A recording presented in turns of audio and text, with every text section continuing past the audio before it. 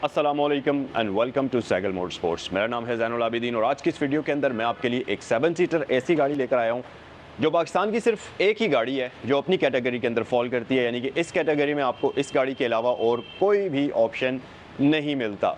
Basically ये 7 seater category के अंदर फॉल करती है। अब आप लोगों के माइंड में ये आ रहा होगा कि भाई 7 सीटर में तो 5000 गाड़ियाँ पाकिस्तान के अंदर हैं, जैसा कि सबसे पहले BRV ले लें, उसके अलावा ग्लोरी 580 प्रो ले लें, और भी बहुत सारी गाड़ियां हैं जैसे कि Hyundai Sorento है, टोयोटा फॉर्च्यूनर है। बट 7 सीटर हाइब्रिड कैटेगरी के अंदर ये पाकिस्तान की पहली गाड़ी है जो कि CKD है, हाइब्रिड है और 7 सीटिंग कैपेसिटी के साथ आती है और क्रॉसओवर SUV भी है।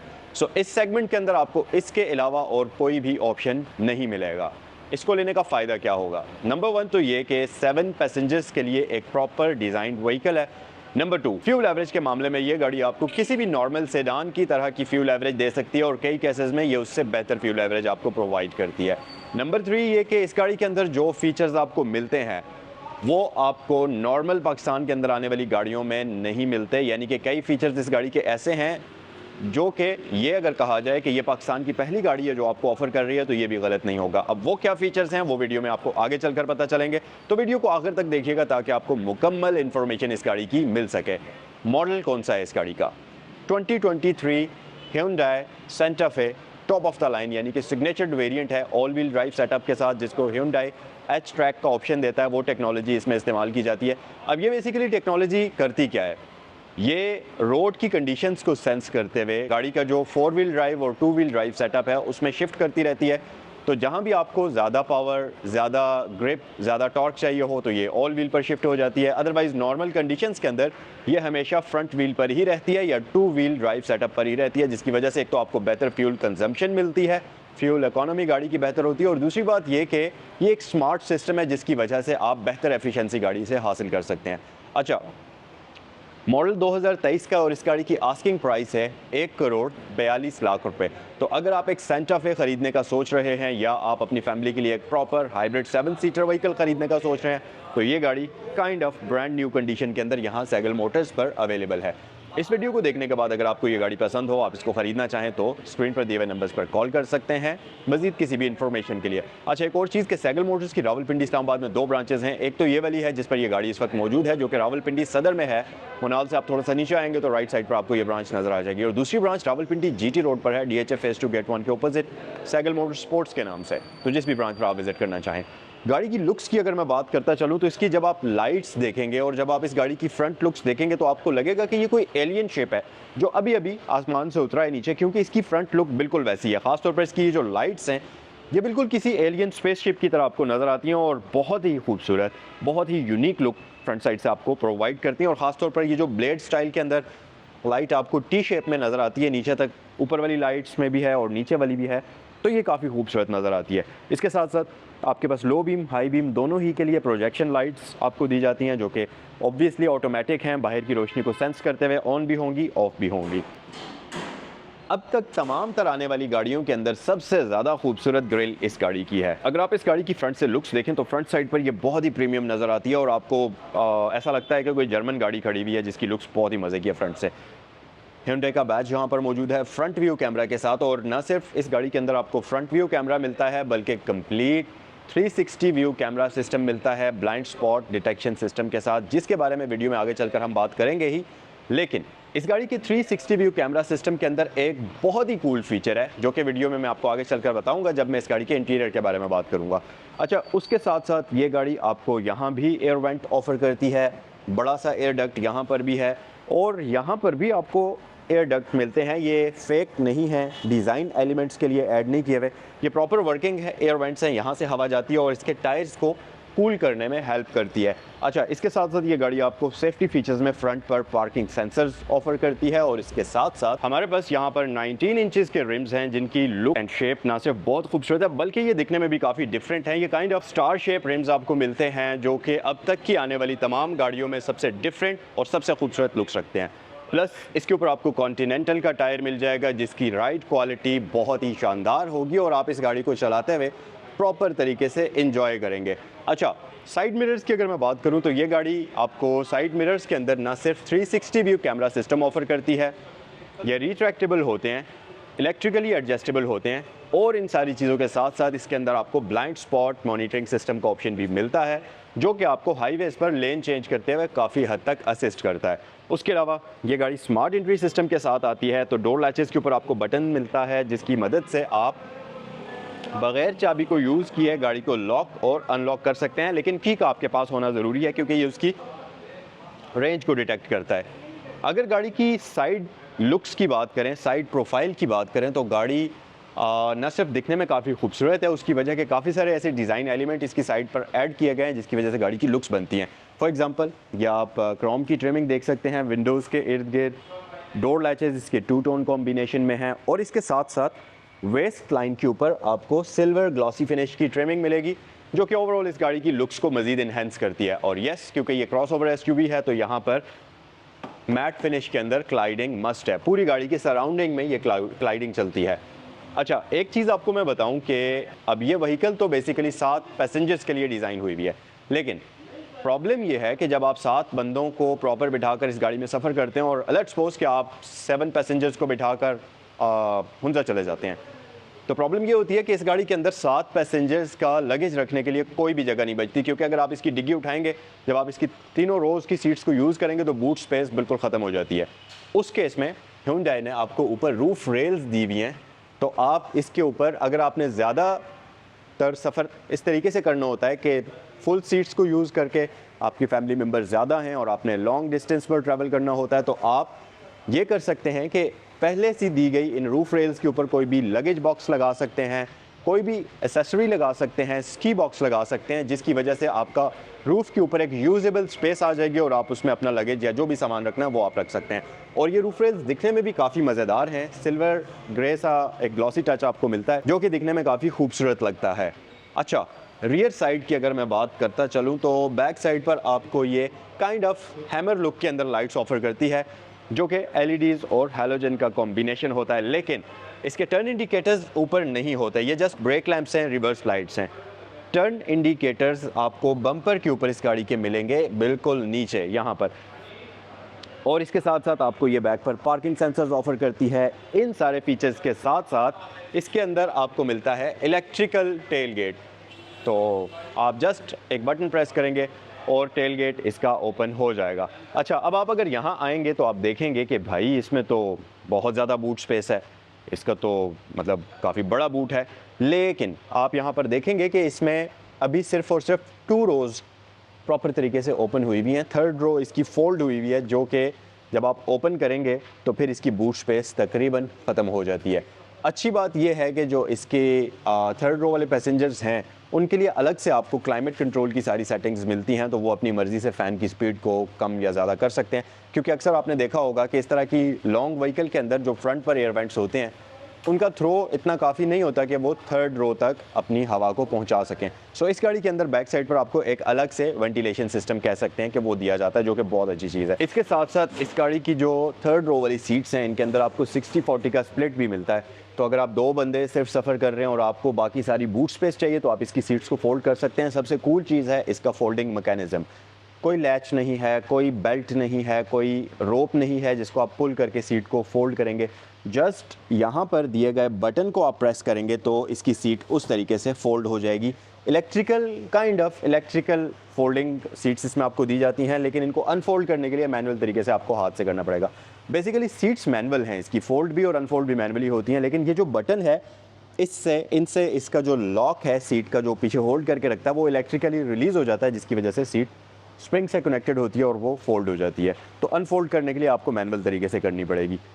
अच्छा जी, उसके अलावा ये आपका वेंटिलेशन सिस्टम यहाँ पर आ जाता है रियर साइड पर, तो जब आप फ़ैन की स्पीड को ज़्यादा करेंगे तो आपको लाइट्स की सूरत में इंडिकेशन भी शो होती हुई नज़र आएगी। प्लस यहाँ से आप इसका रियर क्लाइमेट ऑन या ऑफ़ कर सकते हैं, तो आप कह सकते हैं कि ये ड्यूल जोन क्लाइमेट सिस्टम के साथ आती है। और यहाँ पर आपको एक USB चार्जिंग पोर्ट भी दी गई है, तो अगर आपने कोई डिवाइस चार्ज करनी है वो भी कर सकते हैं। प्लस बैक साइड पर 12 वोल्ट का पावर सॉकेट भी आपको मिल जाता है। और सबसे मेन चीज़, डिग्गी में अगर आप देखेंगे तो इसकी बैक साइड पर भी आपको स्पीकर सिस्टम दिया जाता है, डिग्गी के अंदर बिल्कुल बैक साइड पर। अब आप ये सोच रहे होंगे कि भाई ये क्या बात है, तो ये भी एक सरप्राइज़ है इसके स्पीकर सिस्टम के बारे में, इसके साउंड सिस्टम के बारे में, जो कि अभी कुछ ही देर में जब मैं इंटीरियर की बात करूंगा तो आपको सुनने को मिलेगा। सो अभी तक हमने 2 सरप्राइजेज़ रखे हुए हैं जो कि इंटीरियर में जाकर मैं आपको दूंगा और इंशाल्लाह वो आपको पसंद आएंगे। सो इसको मैं क्लोज़ कर लेता हूँ। यहाँ पर आप बटन को प्रेस करेंगे तो इसका बूट जो है ये इस तरीके से क्लोज़ हो जाएगा। सो ये है एच ट्रैक सिस्टम जो कि ह्यूंडई यूज़ करता है। ह्यूंडई का बेसिकली 4 व्हील ड्राइव सिस्टम है जो कि इस गाड़ी के अंदर यूज़ हुआ हुआ है और हाइब्रिड की ब्रांडिंग आपको मिल जाती है। इंटीरियर के बारे में डिटेल से बात करते हैं। आपको मैंने बताया था कि इंटीरियर में चलकर आपको 2 सरप्राइज़ मैं आपको दूंगा। अभी वो दो सरप्राइज़ बाकी हैं। एक और सरप्राइज़ आपको मिलेगा जो कि है इसके डोर के ऊपर। सो ये आपको इलेक्ट्रिकल सीट्स के साथ साथ मेमोरी सीट्स का ऑप्शन भी ऑफर करती है जो कि बहुत मज़े की चीज़ है। अच्छा, इसके साथ साथ अगर आप यहाँ क्लोज करके देखेंगे तो इसकी सीट के अंदर ये आपको एक बटन मिलता है।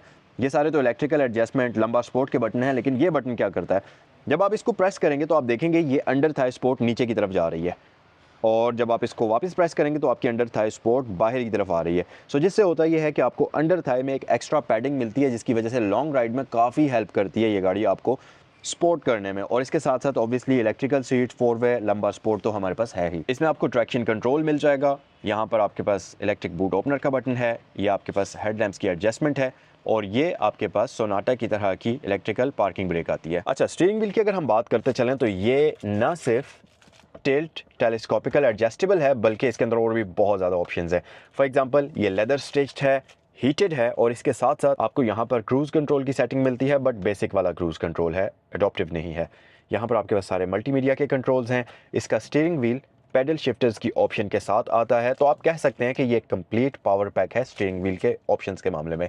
इसके साथ साथ आपको यहाँ पर ये जो लाइट्स के कंट्रोल्स हैं, सो ये ऑटो हेडलाइट्स के साथ आती है, जिसका मतलब है कि बाहर की लाइट को सेंस करते हुए गाड़ी की लाइट्स ऑन भी होंगी और ऑफ भी होंगी।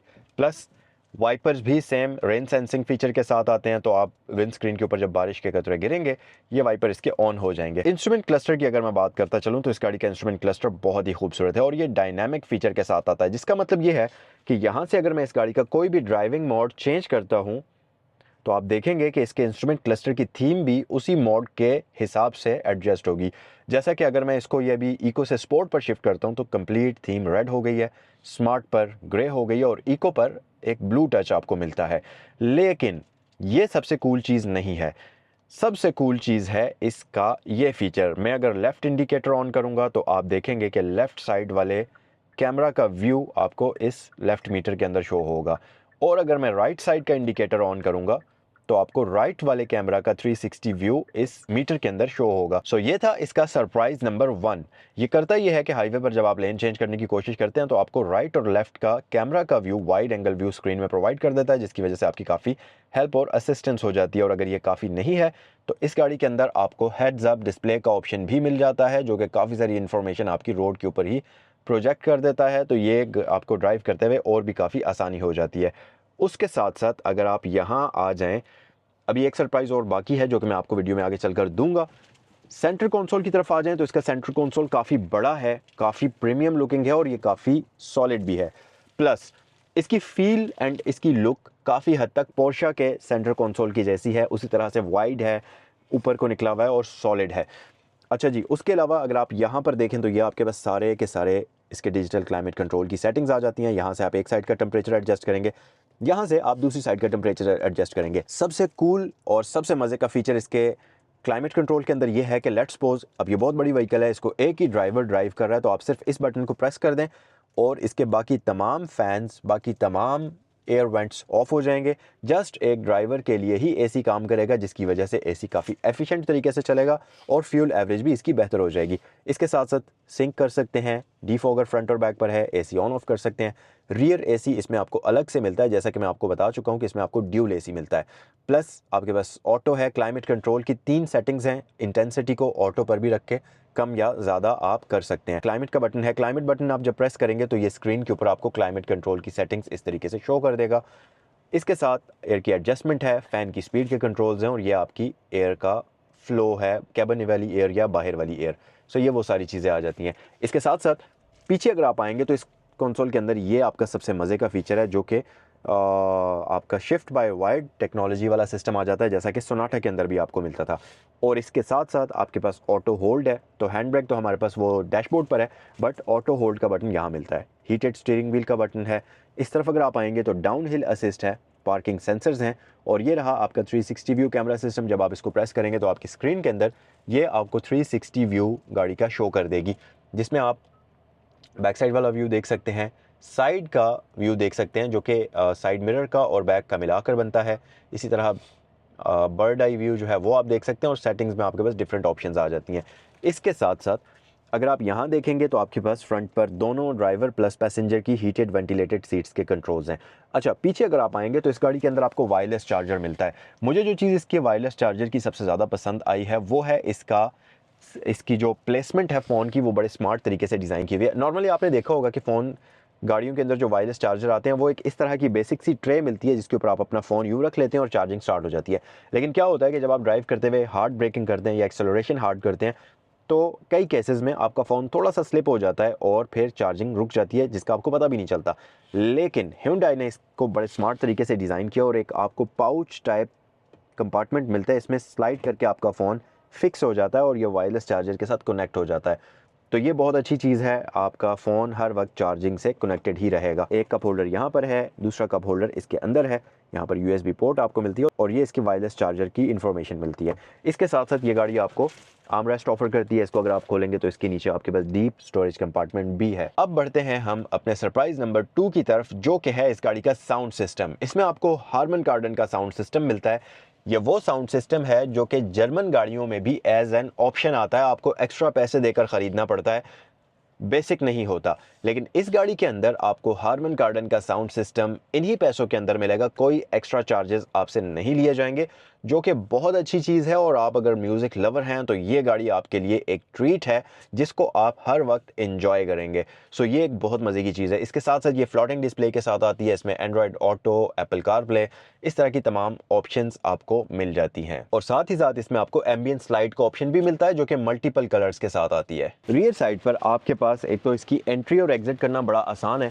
और बैक साइड पर आप एक चीज़ नोटिस करेंगे कि ये बड़ा खुला कैबिन है। अगर आप 5 बंदों के लिए इसमें एडजस्टमेंट करते हैं सीट्स की तो फिर काफ़ी मज़ेदार और काफ़ी कंफर्टेबल सिटिंग पोजीशन बन जाती है और आप इजी होकर बैठ सकते हैं। जो चीज़ मुझे इसकी बड़ी पसंद आई है वो ये है कि रियर पैसेंजर्स के लिए जो इसकी अंडर थाई सपोर्ट है वो भी काफ़ी अच्छी है। जैसा कि ड्राइवर सीट में आपको एडजस्टेबल मिलती है, लेकिन इसमें एडजस्टेबल तो नहीं है, बट स्टिल आप अगर देखें तो ये थोड़ा सा एरिया इसका सीट का बाहर आया हुआ है, यहाँ से आपको नज़र भी आ रहा होगा तकरीबन 1-1.5 इंच का। तो ये बेसिकली अंडर थाई सपोर्ट है जो आगे आई हुई और काफ़ी आपको मज़ेदार सिटिंग पोजीशन ऑफर करती है। इसके साथ साथ इसकी रियर सीट्स भी वेंटिलेटेड तो नहीं है, लेकिन परफोरेटेड हैं, तो लंबे सफ़र पर स्वेटिंग वगैरह का कोई भी मसला नहीं होगा। अच्छी बात ये कि ये बैक साइड पर फ्लैट फ्लोर के साथ आती है, तो आप 3 बंदे इसमें आराम सुकून से बैठ सकते हैं। सेंटर वाले पैसेंजर्स के लिए भी अच्छी जगह है। यहाँ पर आपके पास एयर वेंट्स मौजूद हैं, 2 पावर सॉकेट्स मौजूद हैं, तो आप अपनी इलेक्ट्रिकल डिवाइसेस को भी चार्ज कर सकते हैं।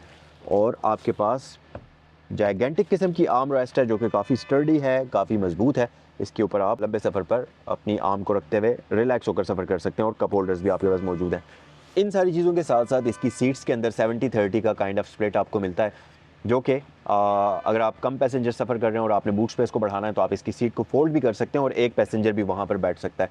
तो ये एक बड़ी अच्छी चीज़ है। और इन सारी चीज़ों के साथ साथ ये गाड़ी आपको एक जायगेंटिक किस्म का सनरूफ ऑफर करती है, जिसको आप आगे दिए गए बटन से ओपन करेंगे, और जर्मन गाड़ियों की तरह इसका ये कर्टन भी इलेक्ट्रिकली ओपन होता है, और इसका जो शीशा है ऑब्वियसली वो भी इलेक्ट्रिकली ओपन होता है। और बैक साइड पर पिलर्स के अंदर भी आपको इसमें एयर बैग्स का ऑप्शन दिया जाता है। अब मैं इसकी 3rd रो वाली आपको सीट्स दिखाऊंगा, और उसके लिए मैं इसकी ये जो 2nd रो है इसको थोड़ा आगे कर लेता हूँ ताकि पिछले पैसेंजर्स के लिए भी स्पेस बन जाए।